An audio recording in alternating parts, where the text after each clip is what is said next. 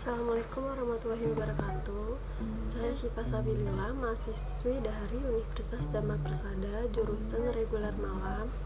Saya akan membahas tugas statistik bisnis mengenai bedah skripsi milik Zahra Dinia, salah satu mahasiswi Universitas Trisakti, yang berjudul Faktor-faktor yang mempengaruhi stock market returns.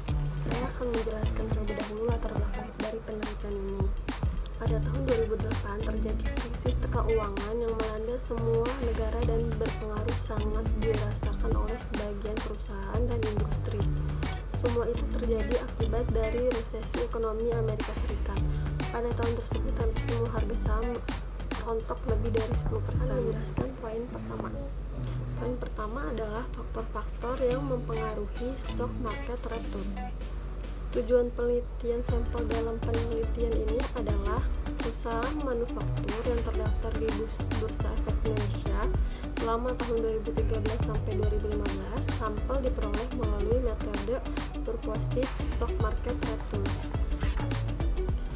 Lalu hasil penelitian menunjukkan bahwa return on equity memiliki pengaruh terhadap stock market returns. Saya akan menjelaskan poin kedua. Variabel penelitian. Variabel penelitian dibagi menjadi dua. Yang pertama, variabel dependen. Variabel dependen yang digunakan dalam penelitian ini adalah stock market returns, pengembalian keuntungan atau pengembalian kerugian dalam saham yang disebut yang didapat seorang investor dalam perdagangan di pasar sekunder. Yang kedua, variabel independen. Variabel independen ini dalam penelitian yaitu market capitalization. Poin ketiga, hipotesis. Penelitian yang dilakukan oleh Muhammad dan Scrimgeour 2014, Adam 2015, Verda 2012 menjelaskan bahwa hasil penelitian menunjukkan price earnings ratio berpengaruh terhadap return saham. Hal ini menunjukkan semakin besar price earnings ratio, maka perusahaan akan menurunkan tingkat return saham pada periode berikutnya. Poin keempat, jenis dan sumber data.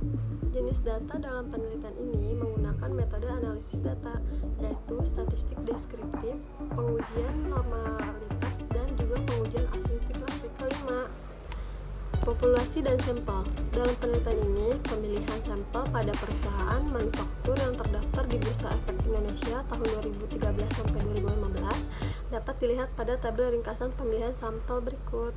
Poin ke-6, teknik analisis data. Dalam penelitian ini menggunakan metode analisis data, yaitu statistik deskriptif, pengujian normalitas, dan juga pengujian asumsi klasik. Poin terakhir yaitu poin ke-7, hasil penelitian. Yang pertama, hasil uji normalitas residual menggunakan one sample. Kolmogorov Smirnov menunjukkan nilai asumsi 2 Silat sebesar 0,003 lebih kecil dari 0,05. Berikut tabelnya. Yang kedua, hasil uji normalitas dapat dilihat tabel berikut.